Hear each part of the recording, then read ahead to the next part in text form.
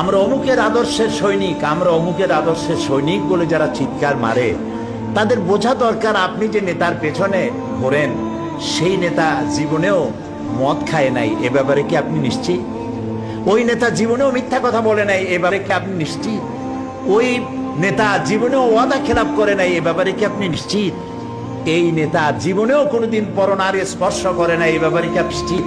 এর কোনো ব্যাপারে আপনি গ্যারান্টি দিতে পারেন না, অথচ তার জন্য জীবন দিতে পারেন। ফাইনা তাযাবু, কোথায় চলছেন আপনি?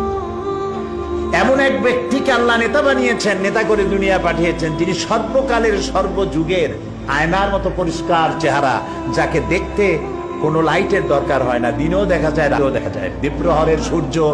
দ্বীপ্রহরের সূর্য অন্ধ অবলোকন করতে পারে, সে চোখ দিয়ে দেখে না, কিন্তু অনুভব করে দ্বীপ্রহরের একটা সূর্য উঠেছে, যার তাপ এসে তাকে বলে দেয় এখন দুপুরের রোদ, চৈত্র মাসের দুপুরের রোদ। সুতরাং নবী করিম সাল্লাল্লাহু আলাইহি ওয়াসাল্লামের চরিত্র ছিল আকাশের সূর্যের মতো দীপ্তমান, গোটা বিশ্বের মানুষের কাছে উজ্জ্বল, যার জন্ম থেকে শুরু করে মৃত্যু পর্যন্ত এমন একটা দিক নাই, বিভাগ নাই যা সাহাবায়ে কেরাম সংরক্ষণ করেন নাই। জীবনের সব কিছু লিপিবদ্ধ হয়েছে। আপনি কোন নেতা পাবেন এমন বলেন, একজন নেতার নাম বলেন যার লেখাপড়া জন্ম, লেখাপড়া মৃত্যু, আর জীবনের রাজনৈতিক একটা বক্তৃতা, এছাড়া আপনি কি জানেন? আর বইতেই বা কি লেখা আছে? নবী করিম সাল্লাল্লাহু আলাইহি ওয়াসাল্লামের জীবনকে যারা সংরক্ষণ করেছেন, তার জীবনী যারা লিখেছেন, আসমাউর রিজাল, যারা তার জীবনী সংরক্ষণ করেছেন, কথা, কাজ এবং মৌন সম্মতি যারা সংরক্ষণ করেছেন, তাদের সংখ্যা হচ্ছে 1 লাখের উপরে।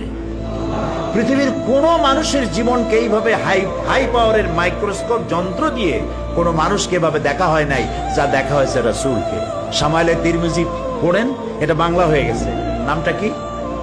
শামাইলে তিরমিজি কিনে দেখেন, রাসূলের তুচ্ছ ঘটনাগুলিও সেখানে, তুচ্ছ কাজগুলিও, এগুলি তুচ্ছ বলছি যে গুরুত্বপূর্ণ নয়, এরকমের কেমনে দাঁত খেলাল করতেন, কেমনে হাসতেন, কেমনে বসতেন, কেমনে কাপড় পরতেন, কেমনে ঘুমাতেন, কিভাবে তিনি কথা বলতেন, কিভাবে দাঁড়াতেন, কিভাবে কোনটা কিভাবে কি করতেন, প্রত্যেকটি জিনিস লিপিবদ্ধ হয়েছে, একটি জিনিসও বাদ পড়ে নাই, সব লিপিবদ্ধ হয়েছে। পৃথিবীতে এই রকমের কোন মানুষ, এরকম কোন নেতা পৃথিবীতে আর আসে নাই। মুহাম্মদ রাসূলুল্লাহ সাল্লাল্লাহু আলাইহি ওয়াসাল্লাম গোটা পৃথিবীর সর্বশ্রেষ্ঠ মহামানব, তার জীবনকে সংরক্ষণ করা হয়েছে পৃথিবীর মানুষকে এই পথে পরিচালিত করার জন্য।